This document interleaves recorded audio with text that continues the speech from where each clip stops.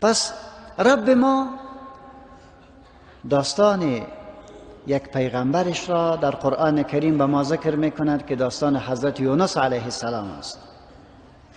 دعوت کرد و مردم قبول نکردند.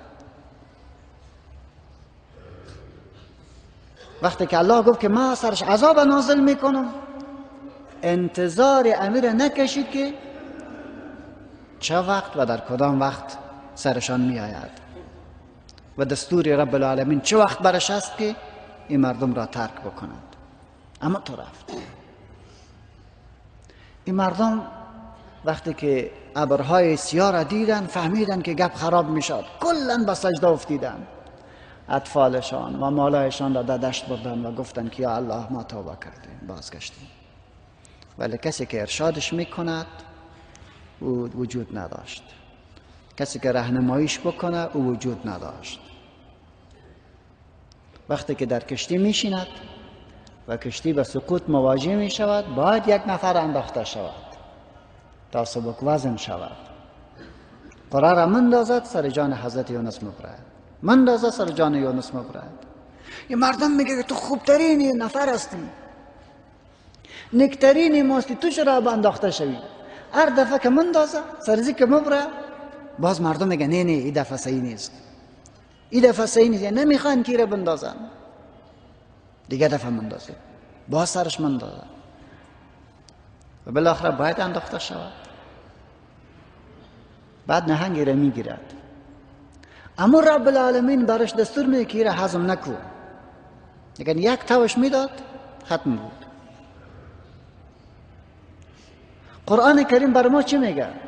فلولا کان من المسبحین، اگر از جمله تسبیح کنندگان نمی بود، للبث فی بطنه الی یوم یبعثون، تا به روز قیامت امو قبرش میشد، دیگه هضمش میکرد، من حیث یک لقمه نان از بین میرفت. چرا نجات پیدا کرد؟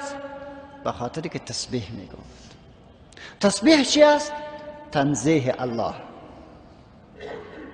تنزیه الله. از چی؟ از شریک. با الله کسی دیگر را شریک نکنی، در عملت، در فکرت، در قانونش، در نظامش، همش از اوست. یکان بار شما یک ملکیت دارین و کسی سر ملکیتتان دعوا میکند، چقدر زورتان میده؟ باور بکنه امی کتابچه بسیار قیمتش کم است، سرزی کسی دعوا بکنه این گپ به کشتن میرسد. بسیار چیزی خرطرک است. مشکل است که انسان برش تسلیم شود که خیر است. الله خالق از این آسمان هاست، از این کائنات است و از ما شما است و هر چی که تو میبینی کلش از الله است. به اراده خودش پیدا کرده است، به قدرت خودش پیدا کرده است، تصرفم از آن اوست و یک بار یک نفر با منانه که کتش شخ میکنه. این نظام کلش از الله است. یک نفر چی میگه؟ برو خدا کنه و شای مردان کنه. لا حول ولا قوة الا بالله. الله قهر میشه. چی میگه مردکه؟ برو خدا فلانه در پشت پناهت باشه. الله قهر میشه. مردکه چی میگی تو؟ یعنی الله ناتوان است، ضعیف است که تو کسی دیگر رکتش یک جای میکنی.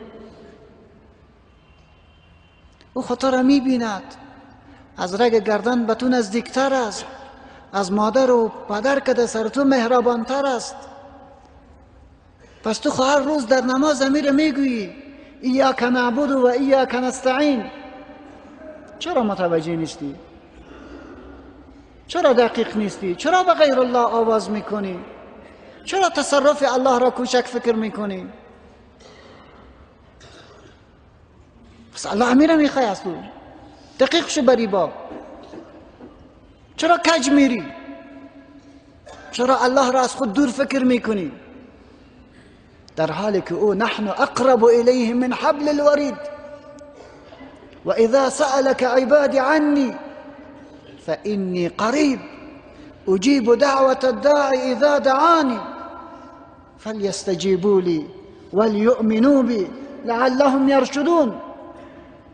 ارگاه بندگان مستو پرسان بکنه که پروردگارت چقدر دور است تو بگو نه فانی قریب، برش اعلام بگو که من بسیار برتان نزدیک هستم.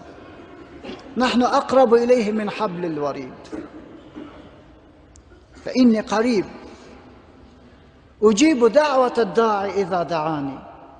هر دعای دعا کننده را میپذیرم به شرطی که تنها از ما بخواهد، که ما کسی دیگر را نکند، چخ نکنه کسی دیگر را، زیرا الله متکبر است. الله متکبر است. اذا دعانی فلیستجیبوا لی، بریم باور داشته باشه که عطا او میکند، اجابت را او میکند. ولیؤمنوا بی، باورم بی داشته باشد که در این وضعیتی که هستی تو از خدا فراموش نشدی. این مرض برات جزافی نیامده، این فقر برات جزافی نیامده، این بیکاری هم تو برات نیامده، این بی اولادی هم تو برات نیامده. این مشکلی که تو با او رو برو شدی این تصادفی نیست، بلکه کلش محاسبه دارد، کلش به محاسبه است. فقط مشکل آمد فورا به الله مراجعه کن.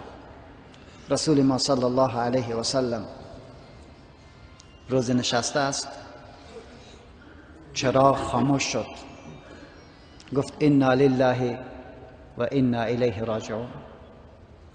حضرت ام المؤمنین برش میگه که یا رسول الله در چراغ گل کردنم بگم انا لله و انا الیه راجعون؟ گفت بله، در عمق یک مصیبت خرد هم به الله مراجعه کن.